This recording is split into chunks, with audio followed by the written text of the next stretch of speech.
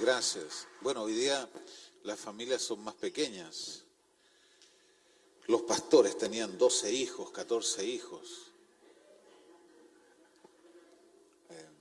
Hoy día 2, sin nietos. ¡Oh, qué terrible! Así es que, bueno, no sé, por ahí la juventud tiene que llenar la tierra. Todavía es tiempo de criar hijos. Amén, gracias al Señor. Bueno, quiero saludar, tenemos algunas familias en lo que es la plataforma Zoom, en directo, así es que les saludo, hermanas y hermanos, Dios les bendiga, y también seguramente después algunos otros hermanos van a ver el servicio de hoy, y para eso lo estamos grabando en nuestro canal de YouTube para mirarlo después con mayor detenimiento. Yo quisiera en esta oportunidad mirar algunos aspectos, o principalmente uno o dos, en relación a lo que es la salvación. La salvación. Para nosotros la salvación comienza cuando tenemos un encuentro personal con el Señor, cuando creemos en Jesucristo y entregamos nuestra vida a Él y nos arrepentimos de nuestra vida pasada. Y allí la misericordia del Señor y la justicia de Dios se juntan, se unen. Y eso nos abraza y nos acompaña el resto de nuestra vida. La palabra Jesús como una palabra y la palabra pecado son dos palabras totalmente opuestas, distintas, contradictorias. Decir Jesús, decir pecado es como decir blanco, es como decir negro. Decir Jesús y decir pecado es como hablar de la unidad y de la división. Es como mencionar el Dios del pacto, el Dios que es permanente, que permanece para siempre, y la ruptura. Hablar de Jesús es hablar de la profundidad. Hablar del pecado es hablar de la frivolidad, de la superficialidad. Hablar de Jesús es hablar de eternidad, pecado, transitoriedad. Esto es sumamente cierto. Nosotros hoy día quizás podemos comprenderlo de mejor manera, porque tenemos la alegría, la dicha de poder conocer a Dios y también de leer la Escritura y comprender estas verdades profundas. Hay algo que tiene que ser significativo para nosotros, y es el hecho de que si no hubiese sido por el pecado, es posible que nuestro Señor Jesús nunca se hubiese hecho hombre. Jesús no se hizo hombre para pecar, sino que se hizo hombre para salvarnos, rescatarnos. Jesús nunca en su carne ni en su alma se manchó con el pecado. Eso lo hizo ser el Cordero de Dios sin mancha, que justificara nuestras vidas. Y por lo mismo, creo que Jesús comprende de mejor forma la naturaleza de lo que es el pecado y lo que produce en las personas, que es la separación con Dios. La palabra hebrea que menciona el pecado y de dónde se traduce la palabra pecado, básicamente significa no alcanzar una meta, no conseguir lo que se busca, no llegar hasta cierta medida, también puede ser pisar en falso. En el sentido moral, la palabra pecado implica una falta a una norma ética. También infringir determinados derechos o desviarse del camino correcto o recto.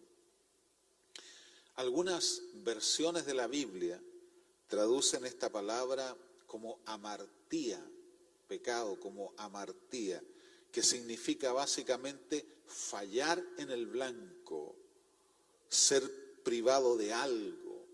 Implica en un orden religioso el hecho de que el hombre desobedece a Dios y esa desobediencia lo coloca y lo aparta y lo separa de Dios. Y debido a esa separación, el ser humano está bajo la condenación. Debido a esto, que Dios envió a su Hijo al mundo para que Jesús pudiese darnos la posibilidad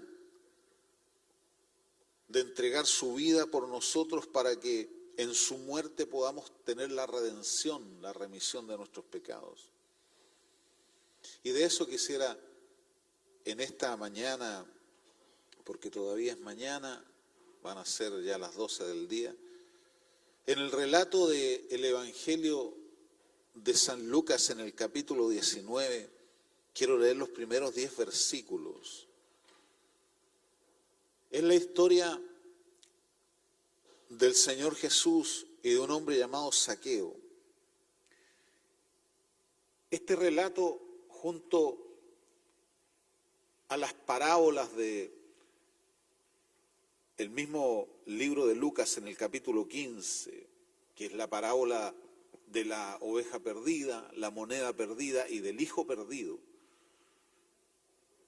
además de la parábola del buen samaritano, estas 4 enseñanzas de Jesús que están registradas en el libro de Lucas, en el Evangelio de Lucas, más este texto, son en cierto sentido llamados como los pasajes que son el Evangelio dentro del Evangelio.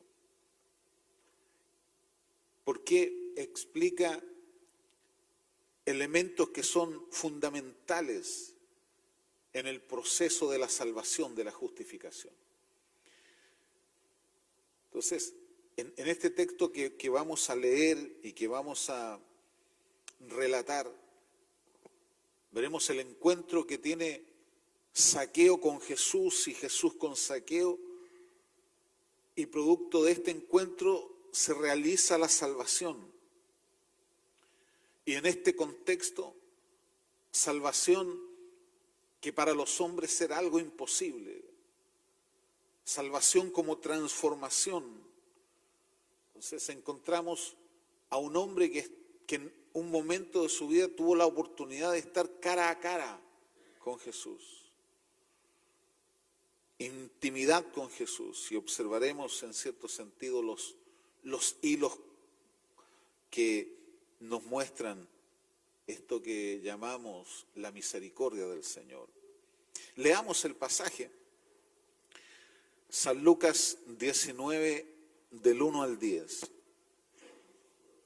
Lo voy a leer en la versión Reina Valera del año 1960. Dice la palabra de Dios: habiendo entrado Jesús en Jericó, iba pasando por la ciudad. Y sucedió que un varón llamado Zaqueo, que era jefe de los publicanos y rico, procuraba ver quién era Jesús, pero no podía a causa de la multitud, pues era pequeño de estatura. Y corriendo delante, subió a un árbol sicómoro para verle, porque había de pasar por allí. Cuando Jesús llegó a aquel lugar, mirando hacia arriba, le vio y le dijo: Zaqueo, date prisa, desciende, porque hoy es necesario que pose yo en tu casa. Entonces él descendió aprisa y le recibió gozoso. Al ver esto, Todos murmuraban, diciendo que había entrado a posar con un hombre pecador. Entonces Zaqueo, puesto en pie, dijo al Señor: He aquí, Señor, la mitad de mis bienes doy a los pobres, y si en algo he defraudado a alguno, se lo devuelvo cuadruplicado. Jesús le dijo: Hoy ha venido la salvación a esta casa, por cuanto él también es hijo de Abraham, porque el Hijo del Hombre vino a buscar y a salvar lo que se había perdido. Amén. Dios añada bendición en su palabra. En el relato voy a recordar algunas palabras en esta interlocución entre nuestro Señor Jesús y Zaqueo. Este pasaje es sumamente importante porque cronológicamente nuestro Señor Jesús va desde Galilea, del norte de Israel, por así decirlo, hacia la ciudad de Jerusalén. Y estaríamos situándonos aproximadamente a una semana en que el Señor Jesús es apresado, es muerto y resucitado. O sea, este pasaje nos relata que Jesús iba camino de Galilea a Jerusalén en la última semana en que realiza su misión, estando vivo delante de los hombres. Y pasa por esta ciudad de Jericó, y Jericó era una ciudad bastante importante, era una ciudad que en cierto sentido era como una ciudad fronteriza, y era una ciudad bastante especial, porque en esta ciudad confluían mucho comercio, era un lugar muy estratégico dentro de lo que era Israel, pero también el Imperio Romano. Era una ciudad donde había mucho comercio, muchas transacciones. Por eso es que la ciudad de Jericó disponía, por así decirlo, de un servicio de aduanas. No sé si alguno de ustedes ha estado en alguna oportunidad en una aduana donde hay mucho control. En ese momento también hay mucha fuerza policial. En la ciudad de Jericó había además, dentro de esto, había un alto contingente de soldados romanos. Y Jesús pasó por Jericó, y siendo Jericó una ciudad en la cual había mucho movimiento de dineros, muchos intercambios en compras y ventas, era también un lugar donde se recaudaban muchos impuestos. Y cobraban impuestos por todo, algo así como hoy día. Pero los responsables de cobrar los impuestos en ese entonces no eran los romanos, no eran, por así decirlo, los funcionarios romanos, no. Eran los llamados publicanos. ¿Cómo era el sistema? Los publicanos eran personas que, y si usted recuerda, por ejemplo, el evangelista Mateo, cuando Jesús va caminando por ahí, ve a Mateo que está, dice el relato, en el banco, está sentado en el lugar donde cobraba los impuestos. Bueno, en este caso, los publicanos eran personas que, por así decirlo, arrendaban, pagaban un derecho al Imperio Romano anualmente por los impuestos que ellos iban a cobrar. Supongamos, así, una matemática del momento, supongamos que un publicano le decía al Imperio Romano: mire, yo le voy a pagar 10 millones de pesos por cobrar los impuestos de este año.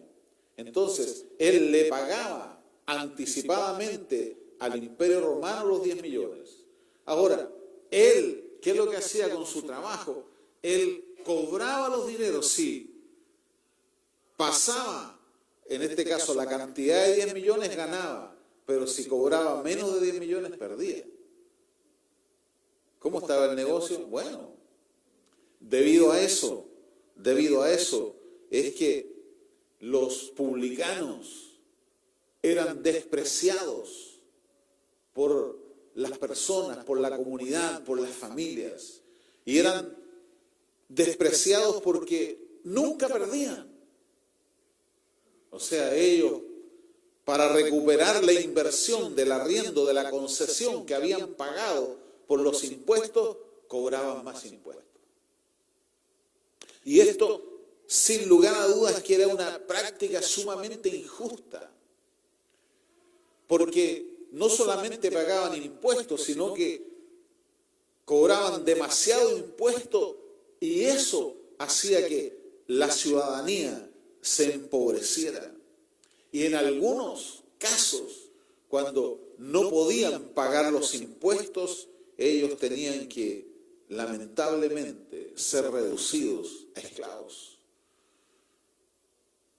Por eso que ser publicano era a lo mejor algo muy lucrativo, pero a los ojos de la sociedad de aquel momento era algo despreciable. Cuando mencionaban, este es publicano, todo el mundo lo odiaba.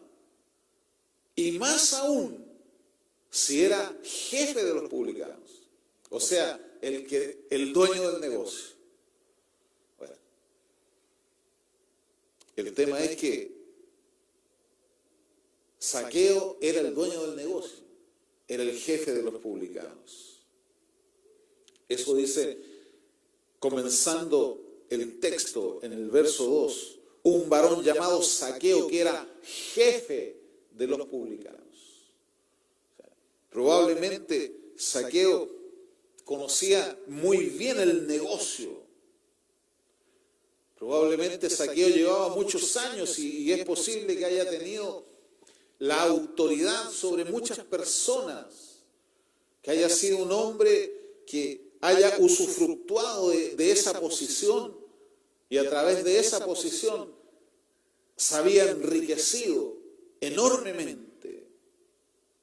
El asunto es que, según el relato, Jesús pasó por esta ciudad, por Jericó.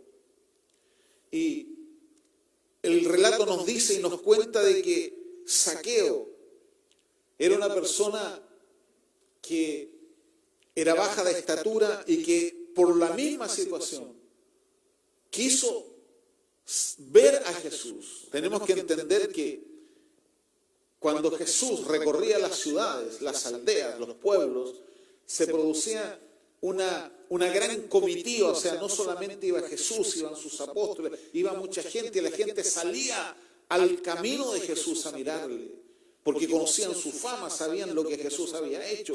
Entonces la gente salía al paso del camino de Jesús, porque a lo mejor esperaban alguna señal, algún milagro, alguna sanidad, una palabra, una enseñanza. El asunto es que Zaqueo, debido a su estatura, no tiene la posibilidad, porque era bajo. Entonces, ¿qué es lo que Zaqueo hace? Zaqueo se sube a un árbol. Y el comportamiento de Zaqueo evidencia la actitud de vida, cómo él era, cómo él actuaba. Zaqueo tiene que haber sido una persona inquieta, una persona que siempre se está moviendo, porque si observáramos en el relato los verbos que son usados para con Zaqueo, vamos a ver que Zaqueo siempre está moviéndose, está haciendo, está subiendo, está bajando, está mirando. Era un hombre de empresas. Por eso es que Zaqueo sube a un árbol llamado sicómoro para poder tener la mejor oportunidad de mirar a Jesús, de ver a Jesús. A lo mejor él, cuando comenzó con esta intención de buscar un lugar alto para ver a Jesús, nunca se imaginó en qué iba a terminar él en este encuentro que iba a tener con Jesús.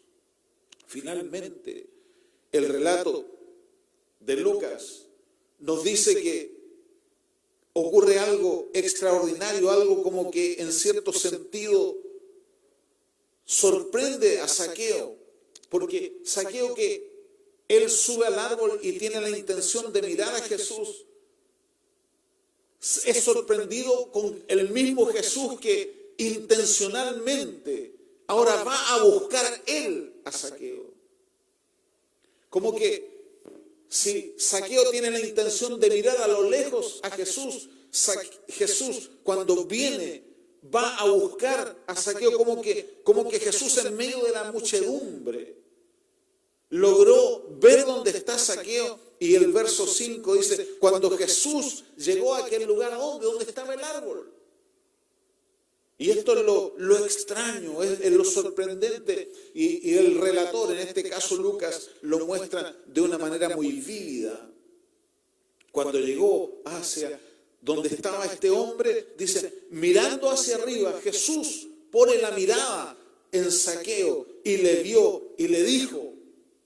O sea, ahora es Jesús el que inicia el diálogo.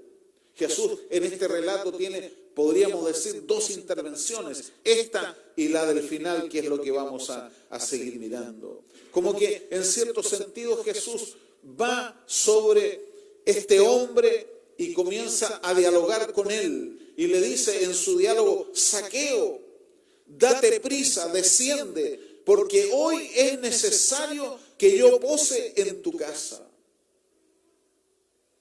Ahora, lo sorprendente es esto, que Jesús haya ido al encuentro de este hombre y resultado de este encuentro, el verso 6 dice que él descendió a prisa, dice el relato, rápidamente y le recibió gozoso.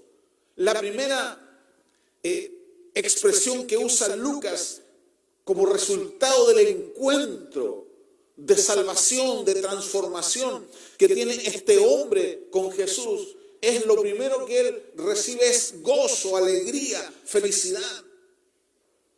En Zaqueo tiene que haber ocurrido en ese momento un proceso de transformación que Lucas dice que él lo recibió gozoso. Es posible que Zaqueo cambió, mudó su rostro, sus actitudes. El encuentro con Jesús produjo alegría, gozo, felicidad en Zaqueo. Más adelante, en el verso número 8, hay otra escena. Y claro, Jesús le dice a Zaqueo, quiero ir a tu casa, voy a estar y voy a dormir en tu casa contigo. Bueno, la gente murmuró, pero no importa, olvidémonos de eso. Pero en el verso 8 pareciera ser que Zaqueo preparó una cena, porque era muy usual que se preparara una comida para un huésped y mucho más todavía para un huésped tan ilustre que Zaqueo había recibido en su casa, en este caso con Jesús. Es posible que haya sido las horas de la tarde. Es posible que en este encuentro, en esta conversación, en esta comunicación, que está Zaqueo, posiblemente su esposa, sus hijos, sirvientes, gente de la misma ciudad, Jesús y algunos de sus discípulos. En medio de toda esta conversación, no nos dice Lucas de qué estaban hablando, pero seguramente por lo que aparece en este pasaje, dice el relato en el verso 8 que entonces Zaqueo se pone en pie, se para, se levanta. Recordemos que en aquella cultura la comida era estar recostados. Zaqueo se pone en pie, se levanta y dijo, y se refiere, no, se comunica con Jesús y le dice, he aquí, Señor. He aquí, Señor, como que Zaqueo inmediatamente se dio cuenta que Jesús era el Señor. Espontáneamente, él dice, la mitad de mis bienes doy a los pobres y si en algo he defraudado a algunos se lo devuelvo cuadruplicado. Tienen que haber estado hablando algo del negocio, tienen que haber estado hablando algo de la ocupación que tenía Zaqueo. Jesús tiene que haber estado hablando algo de la ley, tiene que haber estado hablando algo de la pobreza, no sé, de esas cosas. Porque que Zaqueo se levantara y dijera, Señor, la mitad de mis bienes doy a los pobres. O sea, la mitad de mi riqueza, la mitad de todo lo que yo tengo, lo voy a regalar a los pobres. Y después dice, y si defraudé a alguien, se lo voy a devolver cuadruplicado, 4 veces. Bueno, si al bajarse del árbol Zaqueo tuvo gozo, alegría, contentamiento, felicidad, ahora después de conversar con Jesús toma esta decisión radical.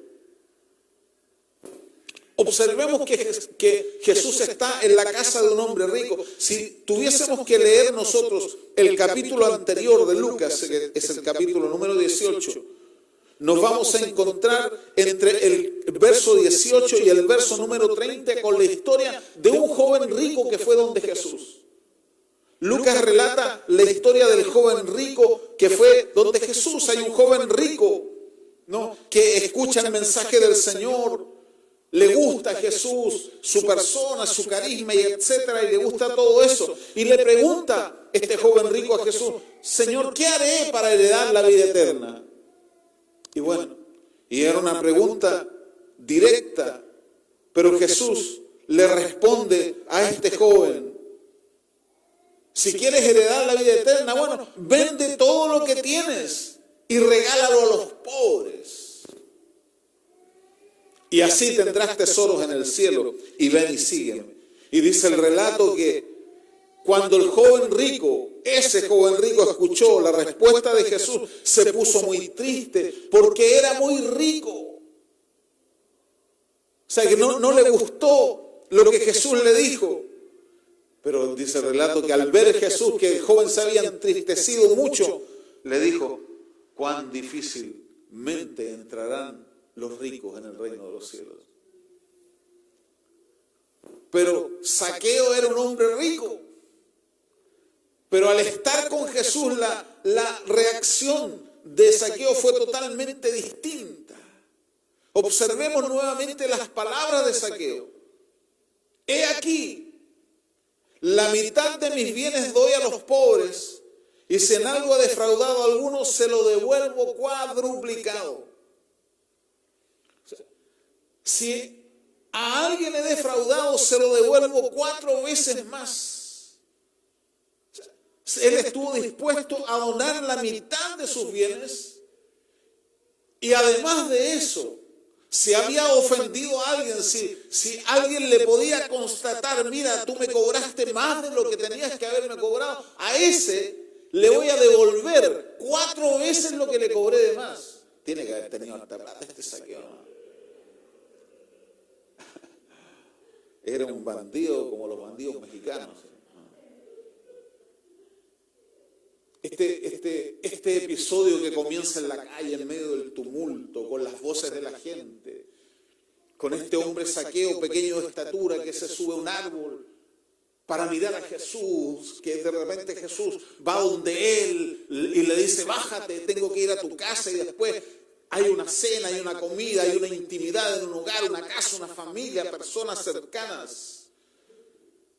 Y ese encuentro provocó la reacción y la consecuencia. De alguna manera, Zaqueo se sintió inexplicablemente aceptado por Jesús, amado por Jesús, salvado por Jesús. Situación que lo confronta con su realidad. ¿Cuál era su realidad?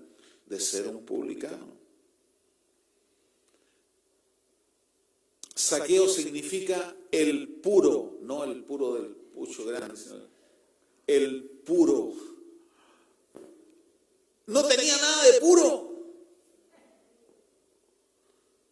A veces los papás hacemos eso con los hijos, le ponemos nombres que están un poco lejos, pero bueno, es otra historia.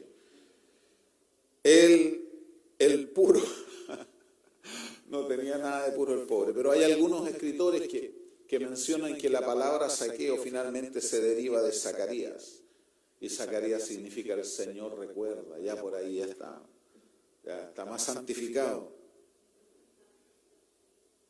El resultado de haber estado con Jesús, de haberlo tenido en su casa, de haber compartido con Él, provocó que él tomara esa decisión.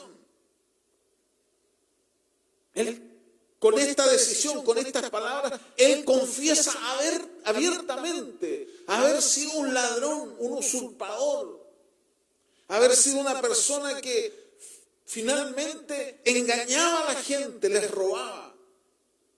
Lo importante o lo interesante además es que Zaqueo, él no niega su culpabilidad. Él no se excusa. Él no está presentando razones que sabe Jesús que el negocio ha estado malo. Es que tengo que pagar la cuota que yo le ofrecí al Imperio Romano. Y este mes no ha estado bien. No, él no se exculpa de nada. Y esto es sumamente importante porque él reconoce que ha cometido un robo y que eso tiene que ser reparado. Él se da cuenta del daño, del perjuicio que ha hecho y él, solo su conciencia le dijo en aquel momento que lo que había hecho era malo y que tenía que repararlo. Entonces, delante de Jesús, Zaqueo se compromete públicamente a reparar un daño que él había hecho. Entonces, tenemos que sacar conclusiones nosotros y decir que podemos percibir con la actitud y las palabras de Zaqueo que se está produciendo un acto de justicia. Un acto de justicia entre Zaqueo y Jesús, pero también entre las personas que han sido robadas por el mismo Zaqueo. O sea, que él haya dicho libremente y haya demostrado, y seguramente lo hizo. Lucas después no vuelve a tocar a Zaqueo, no sabemos más de Zaqueo, pero si él se comprometió, lo hizo. La intención de Zaqueo de dar la mitad de los bienes a los pobres y devolver 4 veces más a quienes le había robado, llega a demostrar la dimensión del daño que este hombre había hecho en su ciudad, en su gente, en su país. Pero también demuestra la voluntad que él tiene de reparar este daño. Es como que él tiene un deseo profundo de reparación. Él sabe que no es suficiente devolver el daño o devolver el dinero que esta gente le había pagado de más. Que eso también habría sido justo. No. Él quiere compensar, él quiere devolver, él quiere, a lo mejor de manera exagerada, pero se siente que él ha ofendido a su gente. Hay un pasaje del Antiguo Testamento que se los quiero leer, algunos versículos, y encontramos el mismo principio. Segunda de Samuel 12. Jehová envió a Natán a David. ¿Se acuerdan de esta historia? Jehová envió a Natán a David. Y viniendo a él le dijo, David, el rey David. Va el profeta Natán y le dice, había 2 hombres en una ciudad, uno rico y otro pobre. El rico tenía numerosas ovejas y vacas, pero el pobre no tenía más que una sola corderita que él había comprado y criado y que había crecido con él y con sus hijos juntamente, comiendo de su bocado y bebiendo de su vaso y durmiendo en su seno, y la tenía como a una hija. Bueno, esto es una parábola porque nadie tiene una oveja que duerme con la oveja. Bueno. Y el verso 4 dice, y vino uno de camino al hombre rico, o sea que el hombre rico recibió una visita. Fueron a visitar al hombre rico. Y vino uno de camino al hombre rico, y éste no quiso tomar de sus ovejas y de sus vacas para guisar al caminante que había venido a él, sino que tomó la oveja de aquel hombre pobre y la preparó para aquel que había venido a él. La parábola que se le inventó, interesante, muy buena la parábola de Natán. Y claro, ¿cuál fue la reacción? El verso siguiente, el verso 5. David, cuando escuchó lo que Natán le está diciendo, que hay un señor abusador, un hombre rico que abusa del pobre y le quita su única oveja. Y él, teniendo miles de ovejas, no comparte una de sus ovejas para atender a su huésped, sino que le quita al que tenía una sola, y para peor esa era su oveja regalona. El rey, al escuchar, se encolerizó. Hay una expresión, otra versión que dice que se encoleriza. Dice el verso 5, entonces se encendió el furor de David en gran manera contra aquel hombre. Oiga, David, al escuchar el rey David que tenía que administrar justicia, se encolerizó en gran manera contra aquel hombre. Y dijo a Natán, vive Jehová, que el que tal hizo es digno de muerte.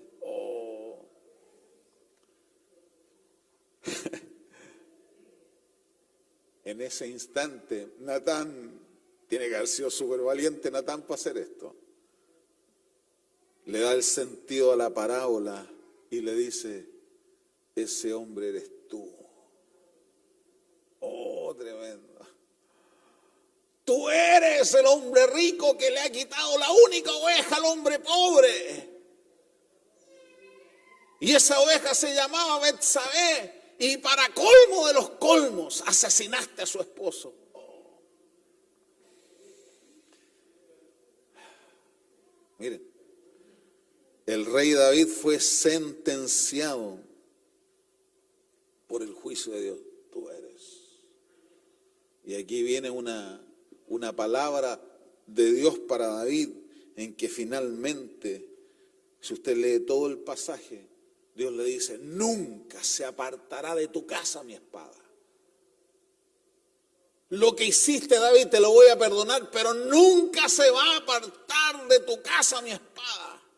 Tus hijos y sus hijos van a pagar lo que tú hiciste hoy. Bueno, la justicia de Dios.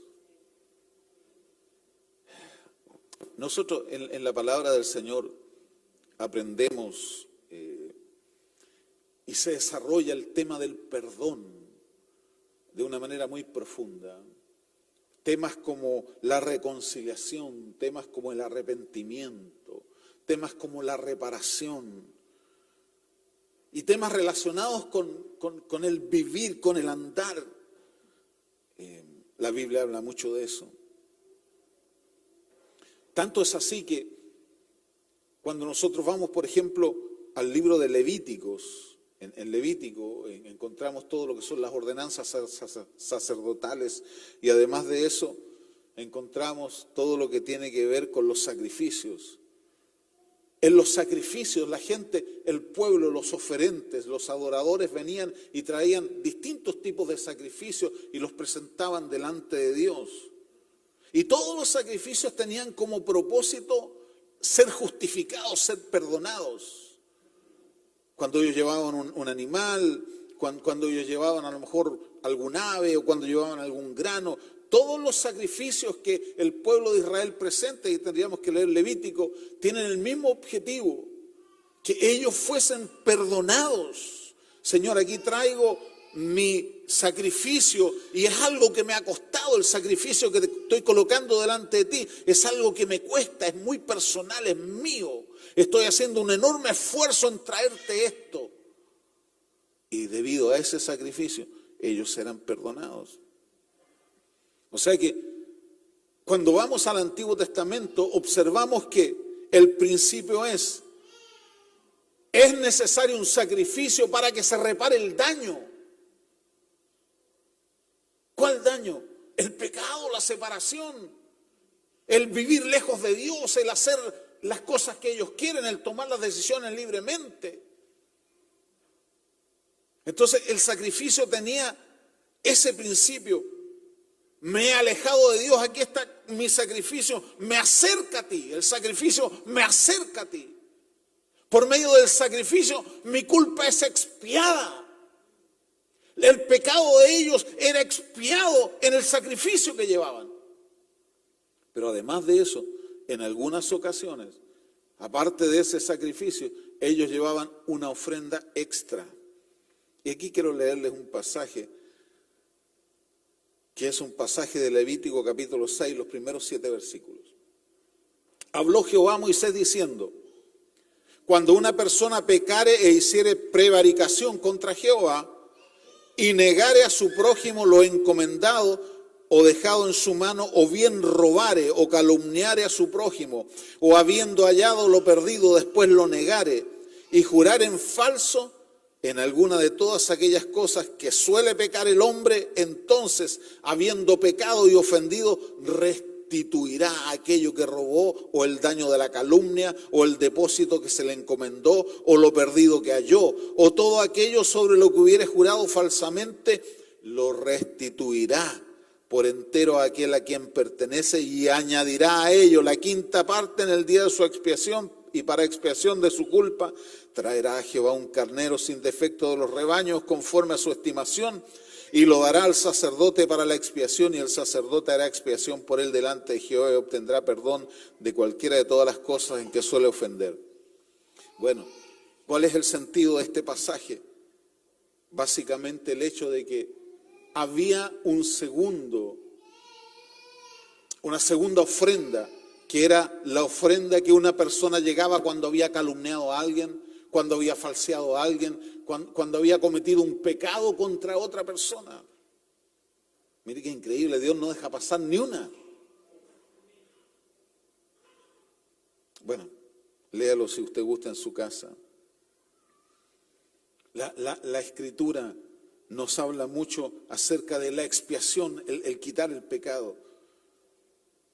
Más que una práctica religiosa, la expiación es una conducta de vida que finalmente el creyente integra su vida.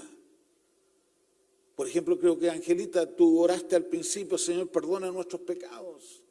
Generalmente comenzamos y nuestras oraciones, Señor, he fallado, he faltado por tantas cosas. Porque a veces lo que no quiero hacer, eso hago. Todavía me doy cuenta de que tengo la tendencia a apartarme de ti. Perdóname por eso. Ahí hay expiación. Cuando decimos, Señor, que la sangre de Jesucristo me limpie, ahí hay expiación. Ahora, ¿qué une a Zaqueo con David? Lo mismo, una situación pecaminosa. O sea que Zaqueo robaba a la gente, pero eso era pecado. Dios lo estaba notando, Dios lo estaba apuntando. Esa extorsión que Zaqueo hacía, eso era injusticia.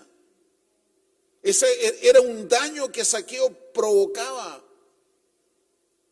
Por eso que él, como que en un momento se enciende en fuego artificial. Bueno, hoy día se enciende en fuego artificial por otras cosas, pero en ese momento como que Zaqueo se levanta y se pone en pie y ¡pum!, explota. Diciendo, la mitad de mis bienes voy a regalar a los pobres, y si a alguien le he faltado se lo voy a devolver 4 veces. Y esto evidencia y demuestra el proceso de la salvación. Porque la salvación es encontrarse con el Salvador. Pero la salvación es un proceso de transformación en que el hombre que se encuentra con el Señor, que es alcanzado por la misericordia del Señor, repara los males que ha hecho. ¿Y qué tiene que ver con David? ¿Qué fue lo que dijo David? ¿Qué fue lo que dijo David? Tenía que devolver 4 ovejas. A la respuesta de Natán, o a la parábola de Natán.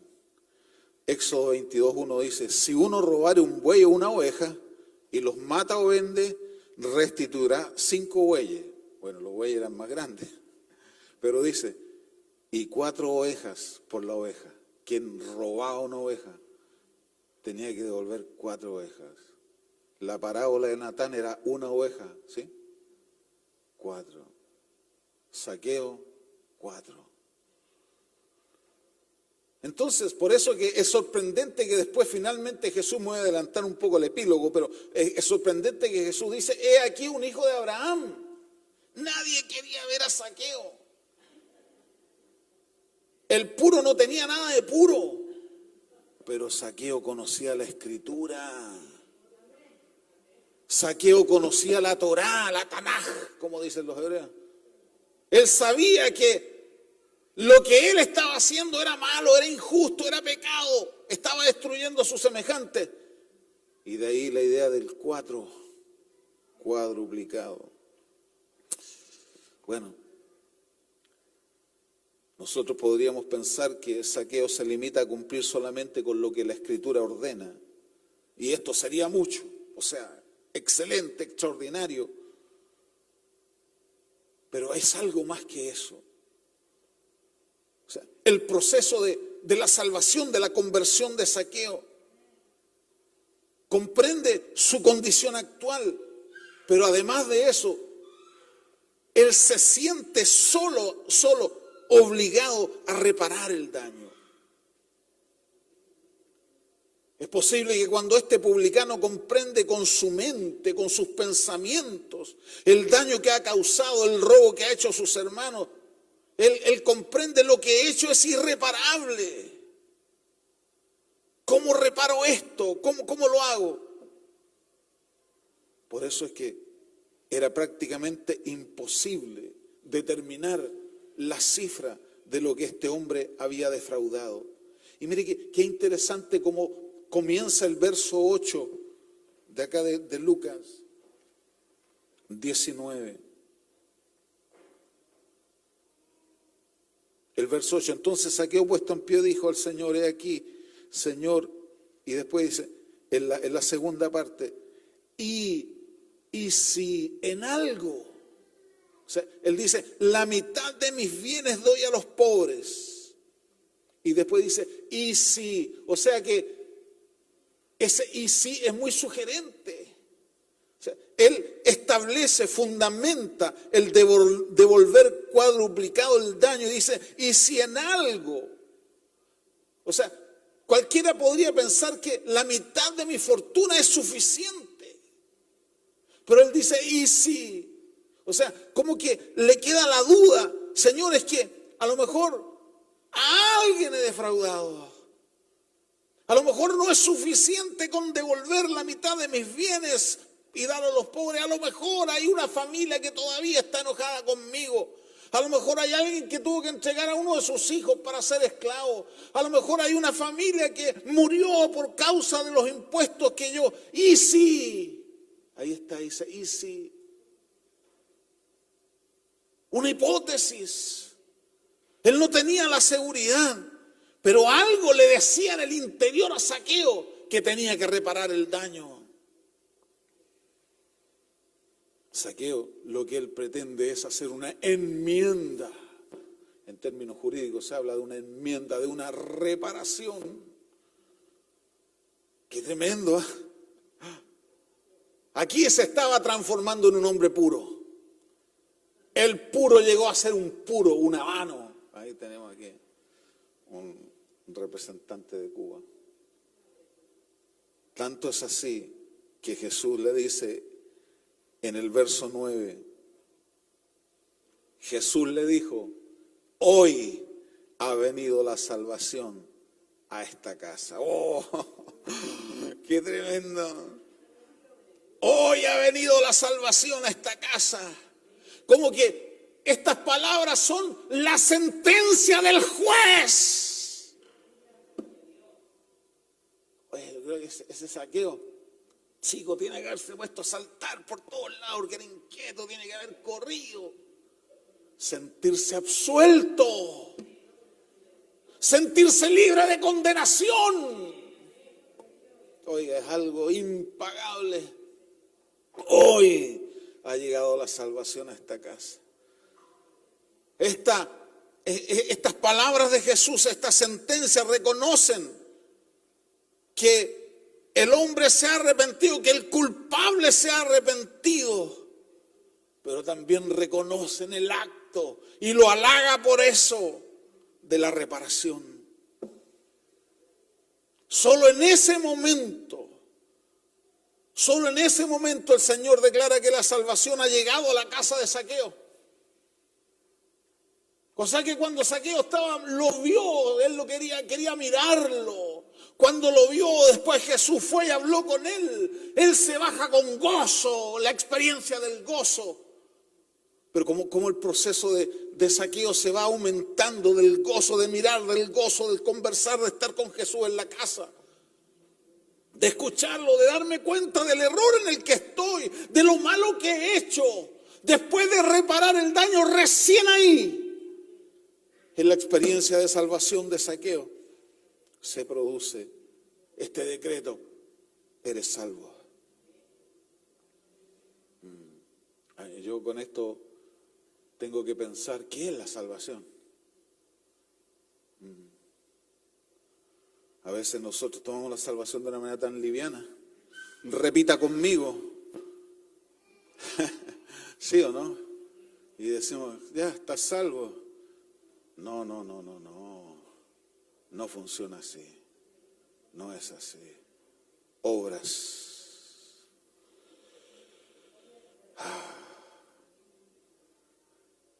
Zaqueo de alguna manera rompió ese círculo de muerte en el cual él estaba sumergido, atado, y producía muerte a todas las personas que estaban con él. Amada iglesia, amados hermanos y hermanas, este elemento, las 4 veces, las 4 formas, o la enmienda en 4 tantos, es lo que finalmente produce la salvación y delimita el camino de la justicia. Nos queda a nosotros meditar, pensar, reflexionar con esta reparación. Lo voy a dejar para que usted medite, para que su conciencia le diga a usted, a lo mejor tiene que reparar algún daño que ha hecho por ahí.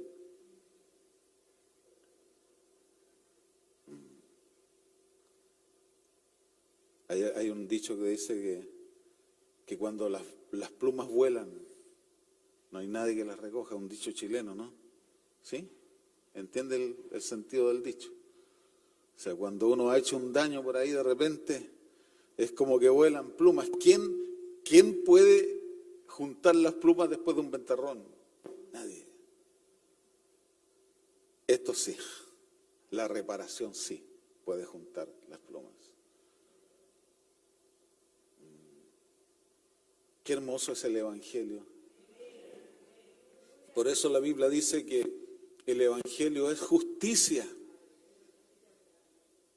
Es justicia, es gozo, es paz. Yo tengo que decirlo, no, creo que esta es la mejor forma de vivir.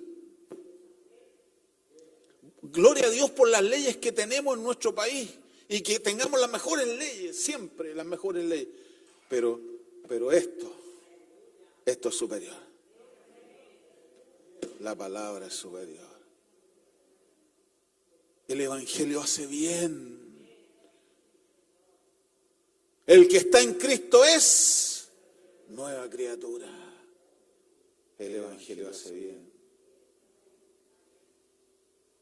Antes de irse, antes que terminemos, por favor, tenga un momento de introspección. Yo le animo a esto a todos, a todas,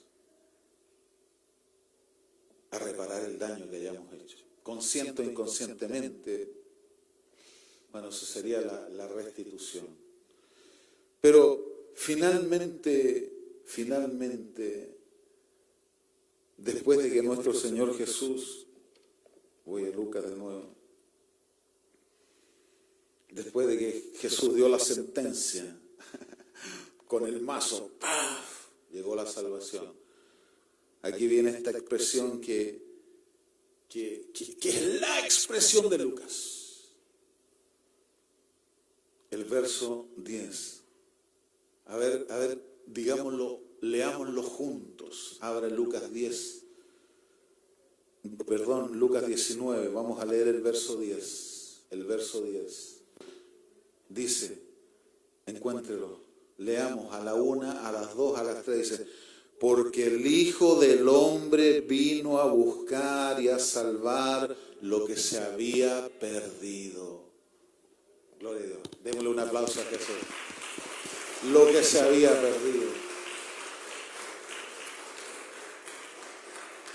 Por eso dije yo al principio que este relato está a la par con la parábola del hijo pródigo, con la parábola del buen samaritano. Esta declaración de Jesús, porque el Hijo del Hombre vino a buscar y a salvar lo que se había perdido. Oh, gracias Señor, tenemos que darle gracias. Yo estaba perdido y fui encontrado. Usted estaba perdido y fue encontrado. El Evangelio es eso, es buscar a los que están perdidos. Yo me imagino que hay mucha gente que está perdida y que Dios quiere encontrarlas. Y termino con un pasaje que está en Ezequiel, el capítulo 34, y es el pasaje que el relator, en este caso Lucas, coloca en el contexto. Ezequiel 34:11 dice: porque así dice el Señor Dios. Mire qué increíble esto. Yo mismo iré a buscar a mis ovejas. Las pastorearé como un pastor pastorea su rebaño cuando anda entre sus ovejas que han sido dispersados. Así las pastorearé, las rescataré de todos los lugares donde se dispersan en el día oscuro y lleno de nubarrones. Las traeré de las naciones y las reuniré de otros países para traerlas de nuevo a su tierra. Entonces las pastorearé en los montes de Israel, por los valles y todos los pueblos del país. Las pastorearé en los mejores pastos y su prado se extenderá hasta los montes más altos de Israel. Descansarán en buenos pastos y se alimentarán en los mejores pastos en los montes de Israel. Yo mismo cuidaré a mis ovejas, las haré reposar. El Señor Dios lo ha dicho así. Buscaré a la perdida, iré por la descarriada, cuidaré de la herida, fortaleceré a la enferma, vigilaré a la gorda y fuerte, las pastorearé con justicia. Aleluya, póngase de pie. Demos gracias al Señor. Señor, gracias. A ti sea todo honor y toda gloria. Gracias, Señor, gracias. Gracias, Señor, gracias por este regalo inmerecido que es la salvación. Estuvimos perdidas.